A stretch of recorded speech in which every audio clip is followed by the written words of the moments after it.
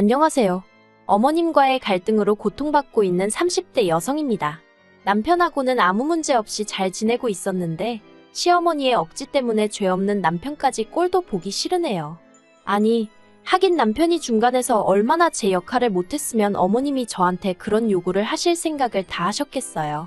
다시 생각해보니까 결국 어머님도 문제지만 남편이 제일 큰 문제가 맞는 것 같네요.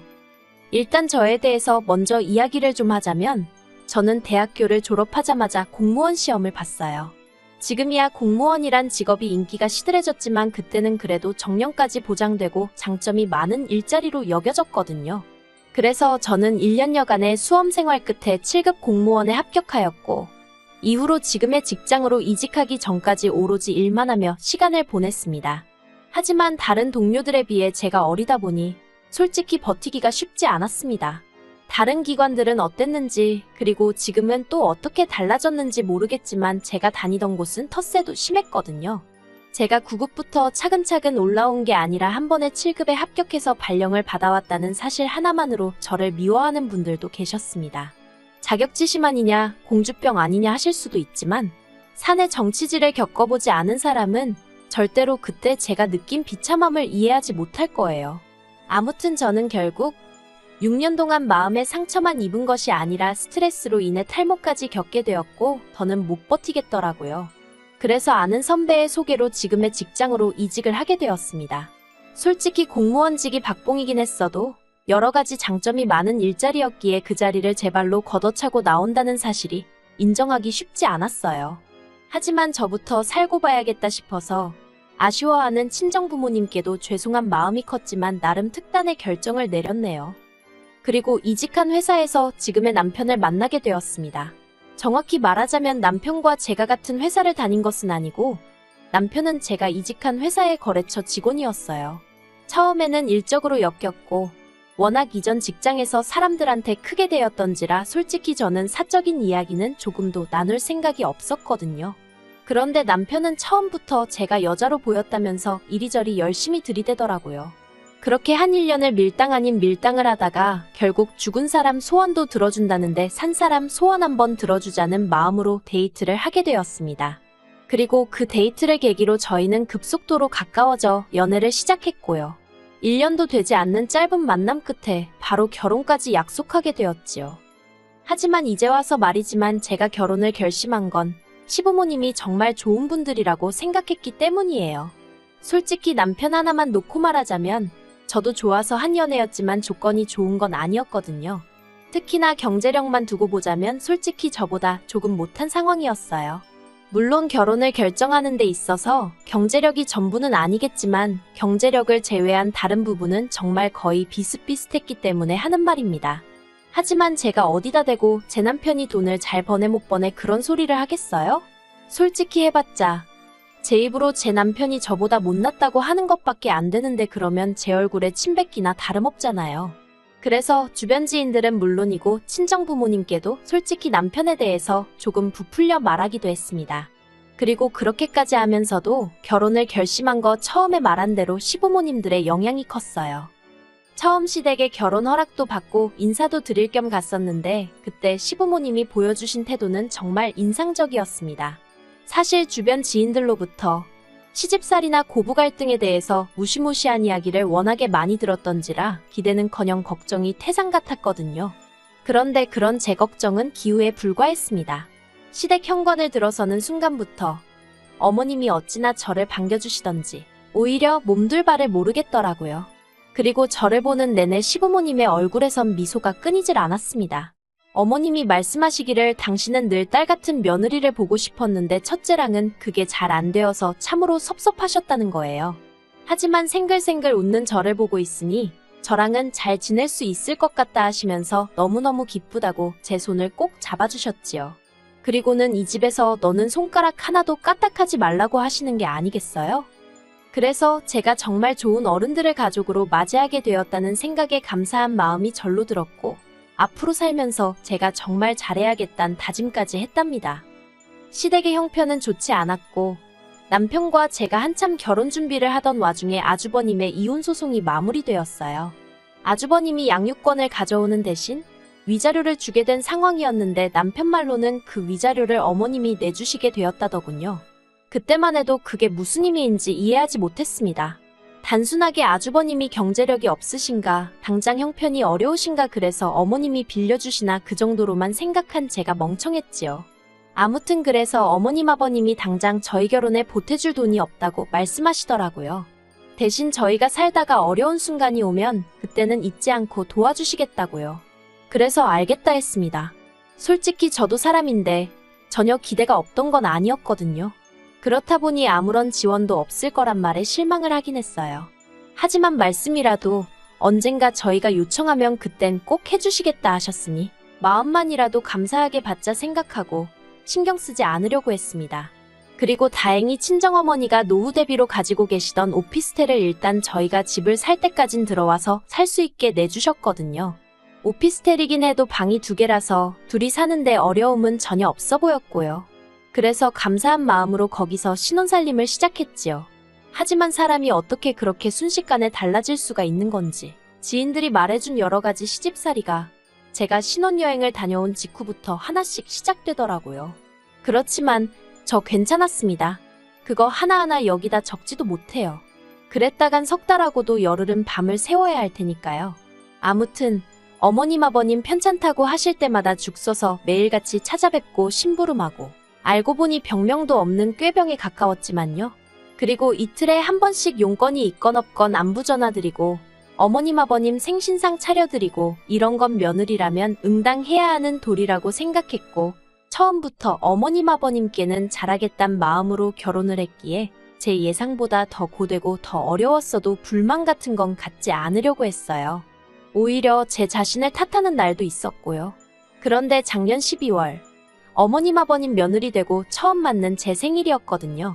그런데 두 분 다 축하한다는 말 한마디도 안 해주시더라고요. 처음엔 내가 말씀을 안 드렸나 싶었는데 생각해보니까 결혼 전엔 한번 같이 챙긴 적도 있어요. 그래서 그러면 깜빡하신 건가 생각도 했는데 그러면 최소한 남편에게 한번 물어보실 수 있는 거 아닌가 그런 생각도 들대요. 왜냐하면 남들 생일 다 돌아오는데 어머님 며느리만 생일이 없을 리도 없고 우연이라도 그러고 보니 우리 며느리 생일은 언제지? 하고 생각할 수도 있잖아요. 하지만 알게 된 진실은 솔직히 어이가 없는 정도가 아니라 저를 화나게 만들었습니다. 알고 보니 남편이 어머님께 경희 생일이 지나갔는데 이제라도 늦어서 미안하다 늦었지만 축하한다 한마디 해주시면 안 되냐고 넌지시 말씀을 드렸던 모양이에요. 그런데 어머님이 걘 네가 축하해줬으면 됐지. 뭐 대단한 날이라고 온 가족이 나서야 되냐는 식으로 말씀하시더랍니다. 그리고 솔직히 제 남편도 바보인 건지 그런 얘기는 안 전하면 그만이잖아요. 그런데 남편은 남편대로 속상하다고 그 이야기를 저한테 전하더라니까요.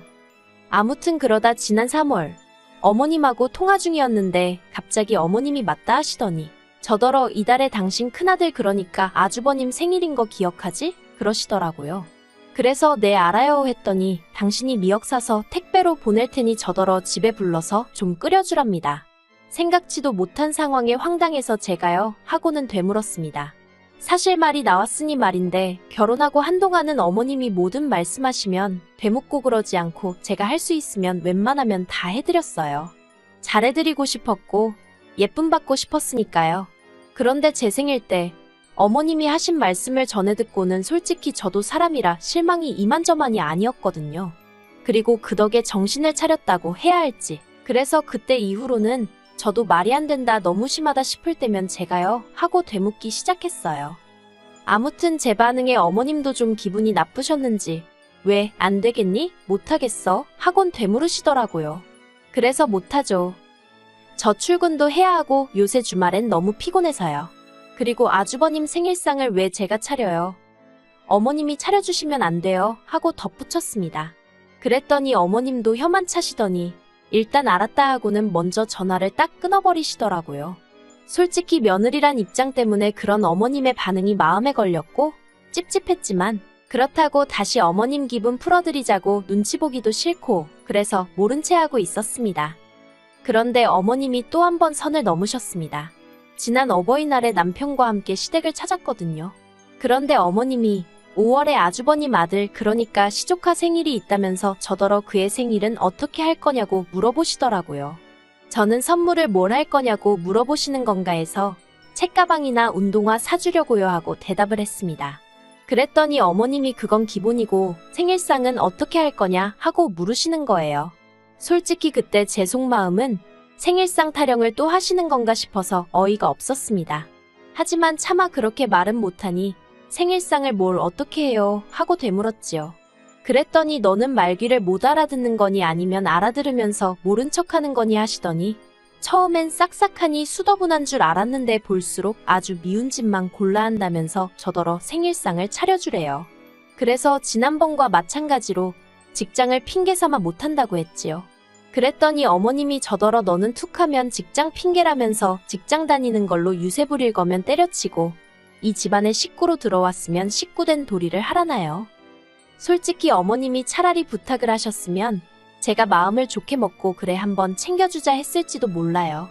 하지만 식구 어쩌고 하시니까 짧다면 짧은 결혼 생활 동안 제가 당한 취급이랄지 대접이랄지 주마등처럼 스치면서 빈정이 확산하더라고요. 그래서 어머님도 이상하시다고 애 부모가 죽은 것도 아니고 다 멀쩡히 살아있는데 왜 제가 생일상을 차려야 하냐 따졌습니다. 그리고 설령 애 부모가 죽었어도 그러면 조부모님이신 어머님 아버님 멀쩡하신데 왜 저한테 그러시냐고요. 그리고는 식구된 돌이 운운하시기 전에 어머님은 저를 한 식구로 대해주신 게 맞냐고 물었습니다. 그랬더니 어머님이 어머머 소리만 연신하시고는 저더러 그런 소리 하면서 누가 잘했네 따질 거면 그냥 가라더군요. 그래서 어쩔 줄 몰라 하는 남편은 내버려두고 저 먼저 올라와 버렸어요. 집으로 오는 차 안에서 왜인지 눈물이 끝도 없이 나더라고요. 이런 꼴을 당하자고 결혼했나 싶기도 하고. 그리고 제가 집에 오고 얼마 지나지 않아 남편도 왔어요. 남편이 그렇다고 자기를 버려두고 가는 게 어딨냐면서 자기가 그래도 아주버님하고도 이야기했다며 저를 달래주대요. 일단 생일상 이야기는 아주버님은 전혀 모르는 이야기라면서 어머님이 왜 그런 이야기를 하신 건지 모르겠다고 어쨌든 저한테 미안하다며 마음 풀라고 하더랍니다. 그리고 아주버님 말이 사실이건 아니건 간에 어쨌든 사과를 받았다 생각하니 마음은 좀 풀리더라고요. 하지만 어머님은 이튿날 남편과 제가 쉬고 있는데 연락을 해오셔서는 하시는 말씀이 말년에 이런 험한 꼴을 볼지는 몰랐다면서 다른 집들은 딸들이 나서서 부모 모시고 여행도 다니고 형제들 생일도 챙기고 그러는 게 보기 좋아서 저한테 얘기를 한 거라며 제가 얼마나 시부모 알기를 우습게 알면 툭하면 제가요? 왜요? 그런다고 저 때문에 너무 상처를 받으셨답니다. 어머님의 하소연인지 분노인지 아무튼 들어드리는 동안 저도 너무 어이가 없었어요. 어머님 말씀대로 저도 저희 친정에서는 부모님 모시고 여행도 가고 제 언니 동생 생일도 챙기고 합니다. 그런데 그건 제 가족이고 제 친정이잖아요. 제가 이만큼 살 수 있게끔 여러모로 도와주고 지지해준 진짜 제 가족이요. 저를 위해 포기하고 희생한 부분도 많았을 테고요. 하지만 어머님은 제가 크는 동안 막말로 100원 한 푼 보태신 거 없으시면서 저더러 저희 친정에 하는 효도를 당신한테 똑같이 하길 바라시니 애시당초 가능할 수가 없잖아요. 그래서 남편한테도 나는 할 말 없다고 당신이 알아서 하라고 전화기 넘기고 방으로 들어가 버렸습니다. 방문에 귀를 대고 엿들으니 그래도 남편이 어머님한테 그걸 왜 경희가 챙겨야 하냐면서 경희 탓 좀 하지 마시라고 경희는 내 와이프 하려고 나랑 결혼한 거지 엄마 며느리 하자고 나랑 결혼한 거 아니라며 제발 꿈 깨시라 어쩌라 한 소리 하더라고요. 그런데 얼마 안 있다 방에 들어와서는 저더러 한다는 소리가 자기가 어느 정도 화를 내놨으니까 이제 저한테 어머님한테 못 이긴 척 연락드리고 한 번만 져드리랍니다. 그래야 그림이 좋지 않겠냐고요.